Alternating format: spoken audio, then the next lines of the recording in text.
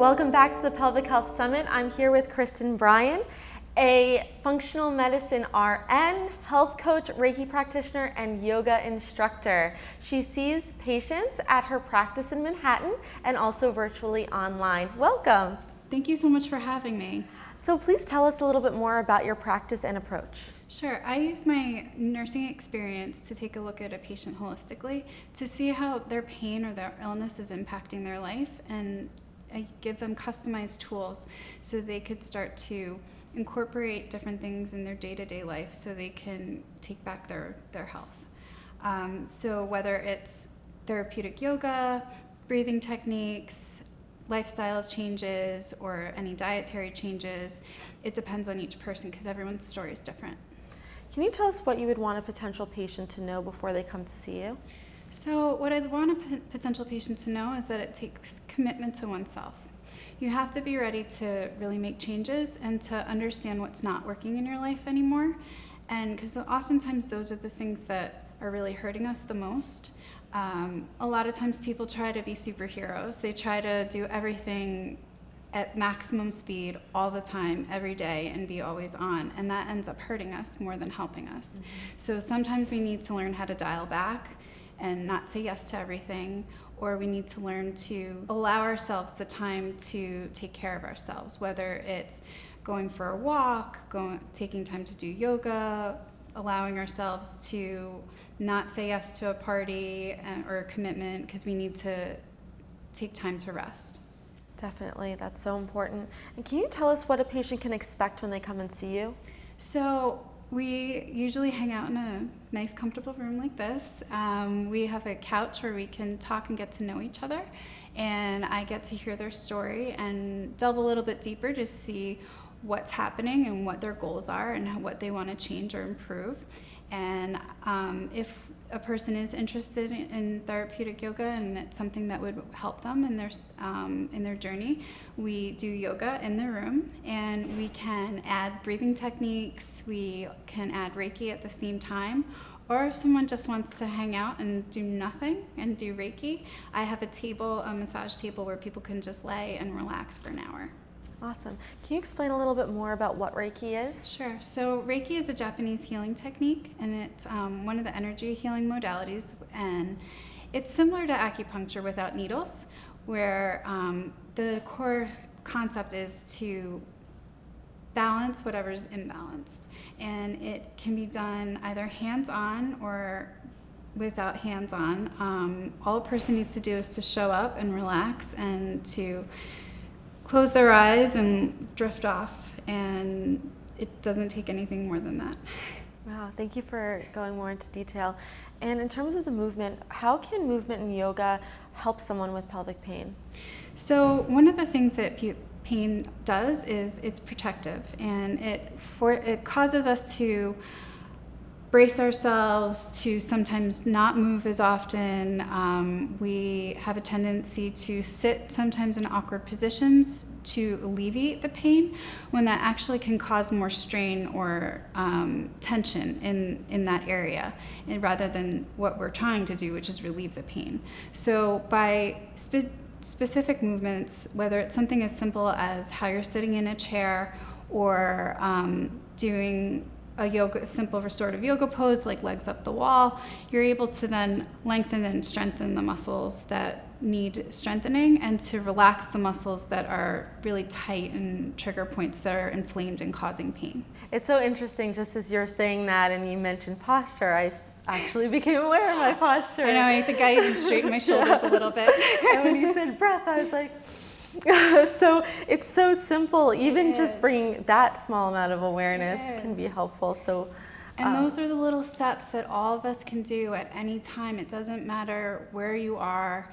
You could be at your job, you could be on the subway, you could be driving in your car. No one needs to know what you're doing to try to help your pain. It could be as simple as just being mindful of your breath and rolling your shoulders back a little bit. Let's all sit up a little straighter. So can you tell us some other tips and tricks and self-care tips that we can try at home that can help us be more body aware and move a little bit more? Sure. So one of the things that I tell people is to be more mindful of are adding specific vegetables to your diet that can help balance your hormones. One of the common things with endometriosis, adenomyosis, PCOS is it's an estrogen dominance, which is a hormonal imbalance that causes inflammation. And one of the natural ways that we could decrease estrogen in our body is by adding brassica vegetables. So that could be as simple as adding kale to a smoothie in the morning, or to add some extra broccoli or Brussels sprouts to your lunch or to your dinner. And you're naturally adding more fiber, and you're helping your body get rid of the excess estrogen without any medications. One of the other things to do is to add fiber. Fiber also helps the body break down estrogen and the liver to detox. And again, if you're in a rush in the morning, if you have time to make a quick smoothie, you can add ground flax seeds to a smoothie, and that will not only help decrease your estrogen levels naturally, but it helps your gut function, and to increase can also help your energy levels. You mentioned some of the conditions that you work with. Can you elaborate on some other conditions that patients come in with? I have patients that come in with all kinds of chronic pain. I have patients that have come in with chronic neck pain, chronic back pain, overall just generalized fatigue, thyroid issues, digestive issues. Really, it's almost as though the underlying issue that most people have is that they're overworked and overstressed, and they don't have time for themselves. So in different people, it manifests in different ways. Some people, unfortunately, it manifests in their pelvis, and I'm so happy that we're talking about it, because it's something that most women and men don't want to talk about. You think that you're alone and that you're weird, and you're not. It's normal. And in other people, it manifests in their neck, and they have chronic neck pain. And some people, it manifests in their lower back. And we just have to find out what our triggers are, and then we have tools to work with to help ourselves feel better. Awesome. Can you tell us some common myths that patients have come in with? Sure. So one of the common myths is that surgery is one of the only options for people with endometriosis or adenomyosis, and that is sometimes the best option for certain people, but for other people, it's not the best option. And every person is individual, and it's really important to have a solid care team where you have all of your questions and all of your symptoms and your personal health addressed by everyone in the care team, so you know all of your options. So one of the many options out there, aside from surgery, include yoga, include taking time for daily self-care, allowing yourself to rest when you don't feel well, giving yourself that permission, giving yourself the permission to eat differently so you could support your body, support your hormones, take time every day to do yoga or to do stretching to help your pain relief. There are people, if you have the option, to go for pelvic floor physical therapy, which is an excellent technique that helps people with their various versions of pelvic pain in those targeted specific areas, and it gives them sometimes other options and exercises to do at home in addition to daily yoga. Can you tell us some common questions that your patients come in with? So one of the common questions is, will I ever feel better? And I can say absolutely, you can feel better. You may not always feel fantastic. You will have days that you feel you got hit by a truck, and you may have days that you feel as though you want to lay on the floor and you're in excruciating pain, but your life doesn't have to always be that way. There are tons of options out there so you can gain more control of your pain and you could get your life back. Can you please share with us some success stories? Sure, and I could actually share a little bit of my own personal experience as a patient with pelvic pain. When I first started having debilitating pelvic pain, I was already a nurse and a health coach.